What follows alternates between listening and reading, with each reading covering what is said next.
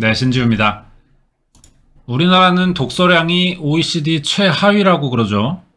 인터넷이 일찍 보급되면서 글보다 화면을 선호하게 된 이유 때문인 것 같은데, 그래도 지금보다 독서량이 높은 시기가 있긴 했어요. 언제냐? 자기계발서가 유행하던 때입니다. 항상 베스트셀러였고요. 이런 책만 골라 읽는 사람들도 많았죠. 자기계발서가 인기를 끈 건 이 시크릿이 나오면서부터였다고 생각되는데요. 작가가 오프라 윈프리 쇼에 출연했던 거예요. 이때 어마어마한 파장을 일으키면서 세계 40개국의 언어로 번역됐고 우리나라에서만 100만 권 넘게 팔렸는데 이유가 뭘까요? 무슨 내용이길래? 성공한 1%의 사람만 아는 비밀을 알려주겠다는 겁니다. 사람들이 그 비밀을 알고 싶어서 책을 샀는데 몇 년 안 갔어요. 엄청난 비판을 시작했거든요. 정확히는 이게 비판이 아니라 거의 책을 쓰레기 취급했습니다. 왜냐? 조금 지나고 보니까 그 비밀이 믿고 상상하면 이룰 수 있다는 말이었던 거예요. 그때는 통했을지 몰라도 이제 와서는 시대착오적으로 들린다는 거죠. 사실 이상한 말들이 많은 책이긴 합니다. 원래 자기계발서들은 주로 앞으로의 방향 설정과 목표 달성을 위한 마인드셋을 말하거든요. 그러니까 지금보다 나아지자 이런 취지의 미래지향적 내용들이라는 거예요. 그런데 이 시크릿은 단순히 끌어당김의 법칙이라는 걸 주장하면서 나에게 일어나는 모든 일은 다 내 생각에서 시작됐기 때문에 긍정적인 생각은 긍정적인 결과, 부정적인 생각은 부정적인 결과를 끌어당긴다고 하거든요. 시크릿에서는 이런 말이 나와요. 자신이 뭘 원하는지를 확실히 해라. 자신이 이미 그걸 이뤘다고 믿어라. 이미 받은 것 같은 기쁜 마음을 유지해라. 이래요. 이거 한마디로 구하라, 믿어라, 받아랍니다. 기독교나 불교에서도 일단 믿고 흔들리지 말라는 설교 같은 건 안 해요. 그런데 시크릿은 변화를 위한 노력과 동기부여라는 건 전혀 없고요. 단순히 상상하면 어떻게든 이뤄진다는 무책임한 믿음을 강요한다는 거죠. 이 책을 읽고 그래서 실제로 전 세계에는 아무 행동 없이 상상만 하다 후회한 사람들이 너무 많았어요. 그래서 지금 시크릿을 사이비 종교적 믿음이나 강요하는 책으로 보는 거죠. 이렇게 욕먹는 책이 됐지만 사실 아는 만큼 보인다고 책을 그대로 따라해서는 당연히 아무 의미가 없는 겁니다. 나름의 해석을 통해 자기 걸로 만들고 응용할 줄 알아야 돼요. 근데 이 책은 그 기회를 주지 않았다는 게 또 문제고요. 단순히 책 내용대로만 따라해서는 얻을 수 있는 게 없습니다. 왜냐? 인생은 실전이고 다 내 생각대로 되진 않기 때문이에요. 이번 사건이 그걸 증명해 주거든요. 책에 나온 내용 그대로, 그것도 자기가 쓴 책의 주인공을 따라한 살인범이 있었어요. 어떤 일이고 범인은 어떻게 되는지 알아보도록 하겠습니다. 자세한 내용 궁금하시면 구독과 좋아요 부탁드립니다. 2018년 6월 2일 아침 미국 오리건주 포틀랜드의 요리 학교에서 사건이 발생합니다. 교실 구석에 있는 싱크대 앞에서 가슴과 등에 총을 맞아 사망한 상태였는데 오전 수업 전에 미리 온 학생들이 발견했거든요. 그럼 누가 죽었냐? 경찰이 출동해서 현장 조사하고 신원 확인해보니까 63살의 다니엘 브로피라는 남자였어요. 유명 요리사였고요. 여기서 요리를 가르치던 강사입니다. 사망 추정 시각은 발견 2시간 전인 6월 2일 오전 7시쯤이었어요. 아마 수업 시작 전에 미리 와서 혼자 가르칠 내용을 준비하던 중 누군가 찾아온 것 같죠. 다니엘 브로피가 사망했다는 연락에 가족들이 큰 충격을 받았습니다. 특히 아내인 낸시는 SNS로 남편의 사망을 알리면서 큰 충격을 받았으니 당분간 아무와도 연락할 수 없다는 글을 남겼고요. 하지만 범인은 다행히 사건 3개월 만에 체포가 돼요. 2018년 9월 이 장면이 뉴스로 공개됐거든요. 범인의 얼굴을 보고 다들 너무 놀랐죠? 왜냐? 3개월 전 남편을 잃은 충격으로 SNS를 당분간 하지 않겠다던 68살의 아내 낸시 브로피가 수갑을 차고 있는 거예요. 한마디로 이 사건은 아내가 남편을 쏴 죽인 총기살인이라는 거죠. 거기에 유명 요리사를 죽인 범인이 아내였다는 사실뿐 아니라 다른 이유로도 사건이 한동안 사람들의 관심을 받았는데 무엇 때문이냐? 그 전에 먼저 부부가 어떻게 만났고 결혼 생활은 어땠는지 이걸 좀 알아볼게요. 1954년 미국 노스다코다주 벨리시티라는 곳에서 태어난 다니엘 브로피는 오랫동안 요리사로 일하면서 결국 유명한 셰프가 됩니다. 강사로 일하기 전까지는 유명 레스토랑 사장들이 서로 스카우트해 가려고 매일 찾아올 정도였어요. 일찍 성공한 사람인데 대신에 가정생활은 성공하기가 너무 어려웠거든요. 성격 차이로 아내와 이혼하면서 오리건주의 포틀랜드로 이사를 갔었고, 이제는 직접 요리하기보다 가르치는 사람이 되려고 지역의 유명 요리 학교라는 르 코르동 블루로 들어가 셰프 겸 강사로 일을 시작했던 거죠. 여기서 사건이 일어났던 거예요. 요리 경력이 많았던 다니엘 브로피는 인기 있는 강사였고, 이 사람에게 요리를 배우던 학생 중 한 명이 바로 아내이자 범인인 낸시인 거죠. 이제 낸시 크레이그란 사람 알아보자면 남편보다 4살이 많아요. 1950년생으로 텍사스주 위치타 폴스라는 곳에서 태어납니다. 부모가 둘 다 변호사예요. 집이 잘 살았고 지역 명문대 졸업하면서 보험회사 일을 시작했는데 사회적으로 크게 성공한 건 아니지만 돈 많은 직업이다 보니 그동안 아쉬울 거 없이 살았거든요. 대신 이 사람도 살면서 딱 한 번의 실패를 경험해 본 적이 있어요. 그게 결혼입니다. 낸시도 이혼했거든요. 그러면서 직장을 그만두고 이사를 갔는데 여기가 바로 오리건주의 포틀랜드였던 거죠. 1990년 낸시는 이혼으로 떨어진 자존감을 찾아보자는 생각에 취미로 요리를 배워보기로 했어요. 돈이 많으니까 이왕이면 비싸도 유명한 곳을 알아봤거든요. 그래서 다니게 된 곳이 바로 다니엘 브로피가 강사로 있다는 르 꼬르동 블루였던 겁니다. 이렇게 처음 만난 건데 둘 다 이혼하면서 일을 그만두고 같은 지역에 이사와 요리를 한다는 거죠. 처음엔 서로 아는 사람 없는 지역에 살아서 친구처럼 지내다 보니까 남들과 겹치기 힘든 공통점이 많았던 거예요. 그래서 사귀게 된 거죠. 1999년 다니엘과 낸시가 결혼했고요. 남편의 성을 따라 낸시 브로피로 이름이 바뀝니다. 둘 다 첫 결혼에 실패한 사람들이라 이번엔 잘해보자는 생각이었어요. 그래서인지 주변에도 사이좋은 부부로 유명했었는데 금방 또 부부싸움이 시작된 거죠. 싸우는 이유가 뭐냐? 돈 때문이에요. 요리학교 강사로 일하는 다니엘은 안정적인데 월급은 또 그만큼 적어요. 낸시는 반대로 행사장에 음식을 납품하는 케이터링을 했거든요. 이게 계약이 안 들어오면 쉴 때가 많습니다. 그런 기간이 있어요. 하지만 일만 들어온다면 높은 수입을 올리는 불규칙한 일이었던 거죠. 그래서 낸시는 자기 수입이 일정치 않으니까 이걸 남편이 좀 메꿔주길 원했는데 다니엘은 지금 일에 불만이 전혀 없고 일하는 만큼 일상생활도 중요하다는 입장인 거예요. 이렇게 수입 문제로 남편과 사이가 나빠지자 낸시는 이 스트레스를 풀기 위해 새로운 취미를 갖기 시작하는데 이게 뭐냐? 자기 블로그에 소설을 쓰는 거예요. 2011년부터 썼다고 하거든요. 주로 연애 이야기고요. 여기서 의외의 재능을 발견해 책까지 내버립니다. 가장 인기 있던 건 잘못된 남편이라는 소설이었어요. 이게 연애를 주제로 한 책이긴 한데 더 구체적으로 말하면 로맨스 서스펜스 장르라 그래요.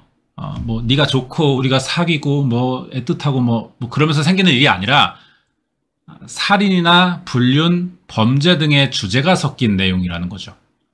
이 부부가 결혼을 한 번 한 사람들이라 낳은 자식들도 각각 있거든요. 피가 안 섞여도 의붓 형제끼리 사이가 좋았고요. 친부모는 아니지만 다들 좋았어요. 친척이나 주변 사람들과도 다 잘 지냈는데 부부 사이만 안 좋은 겁니다.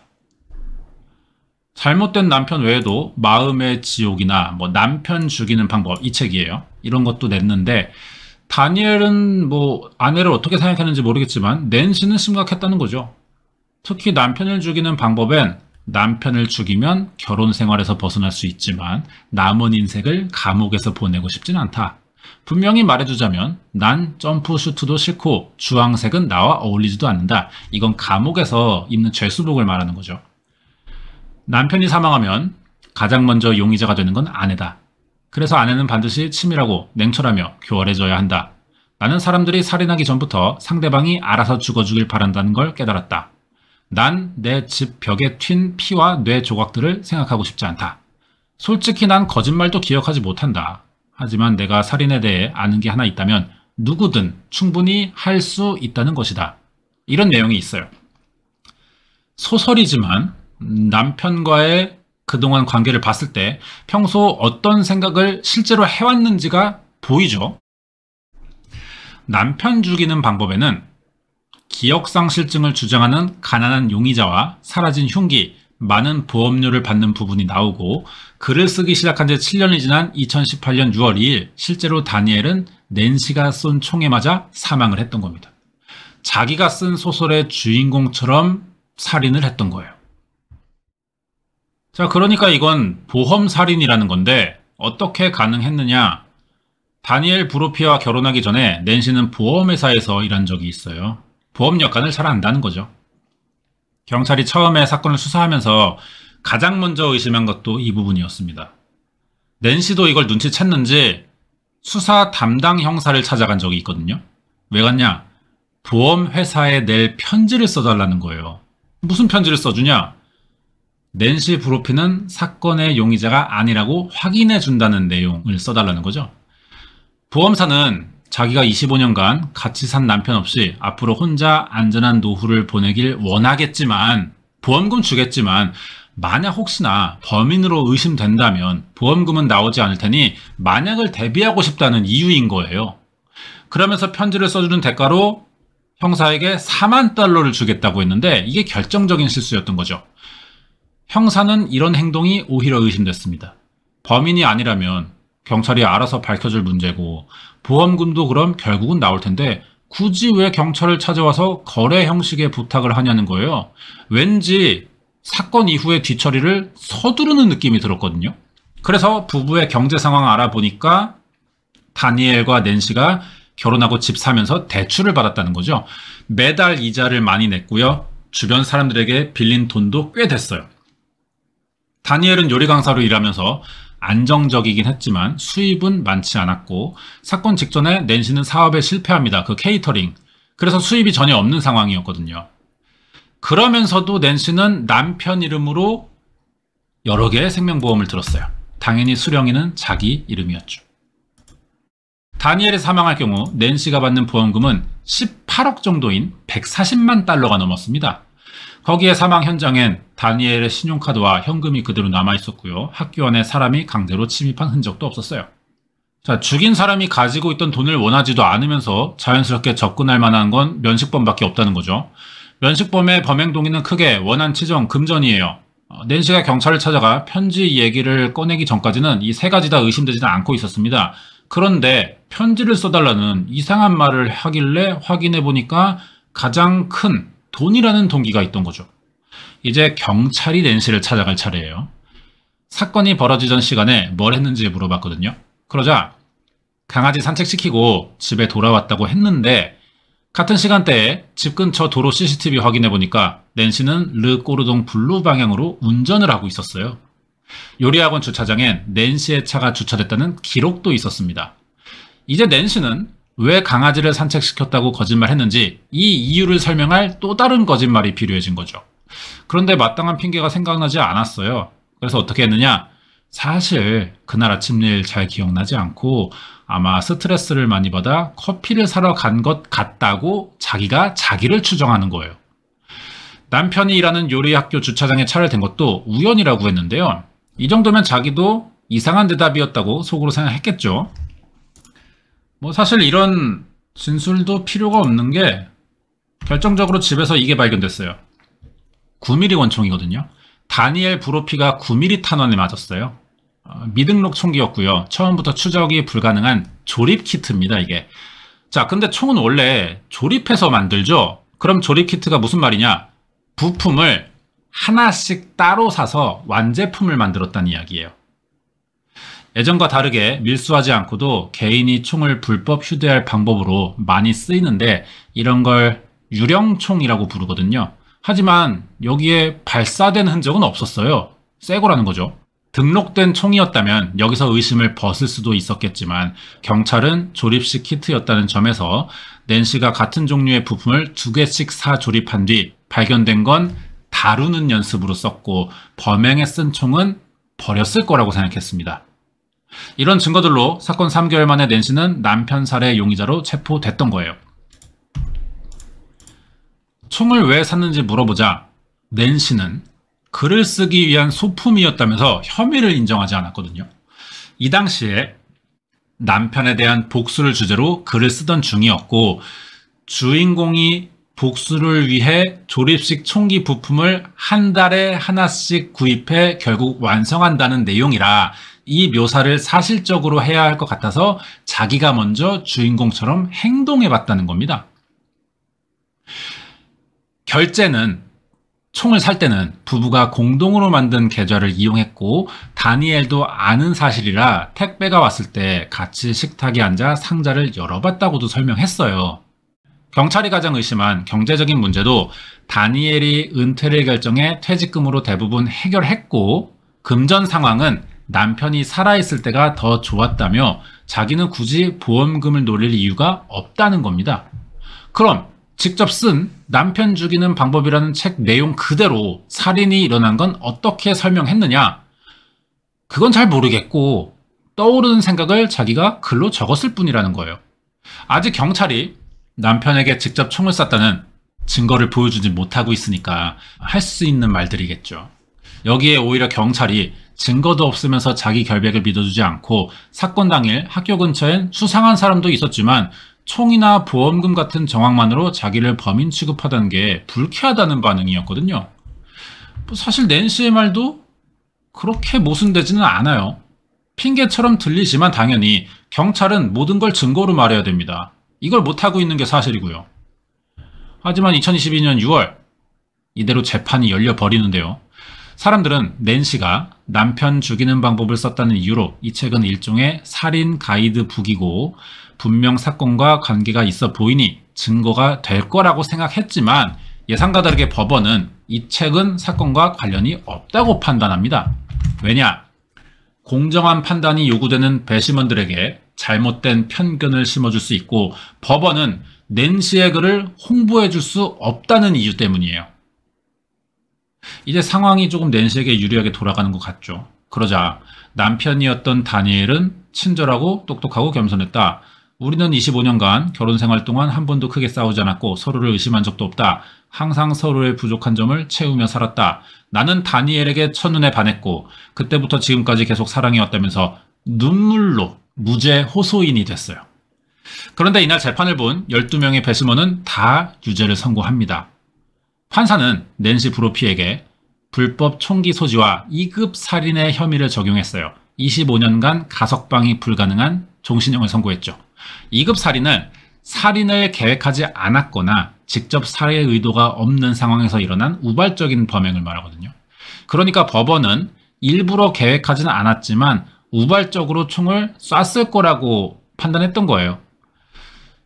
낸시가 지금 72살인데 책에 쓴 내용과 다르게 어울리지 않는 주황색 점프수트 이거 평생 입고 살게 됐어요. 그리고 재판을 보러 왔던 다니엘의 친아들은 새엄마 책 들고 이거 제목이 잘못된 남편 아니고 잘못된 아내라고 이런 말 한 적도 있습니다. 실제로 낸시 브로피를 검색하면요. 자기가 쓴 남편 죽이는 방법의 내용대로 살인을 저질렀다는 기사가 많이 나옵니다. 그만큼 사람들이 인정할 정도로 많은 보험금과 가해자인 아내의 기억 상실, 남편을 죽인 흉기가 확인되지 않는 점들이 일치해요, 책과. 이런 점에서 낸시가 아무래도 좀 과시적인 성향이 있는 사람이 아닐까 생각되는데 자기가 쓴 책에 자기가 빠진 겁니다, 내용에. 그래서 책의 주인공이 된 것처럼 행동했을 가능성이 좀 있어 보여요. 하지만 책 안의 내용대로 교활하고 치밀하며 영리한 아내는 되지 못했던 거죠. 자기가 쓴 책 내용처럼 행동하면 원하는 대로 될 거라고 믿은 것 같은데요. 시크릿처럼 믿음만으로는 아무것도 되지 않는다는 걸 자기가 직접 증명해 준 겁니다. 지금 감옥에서 항소를 준비하고 있대요.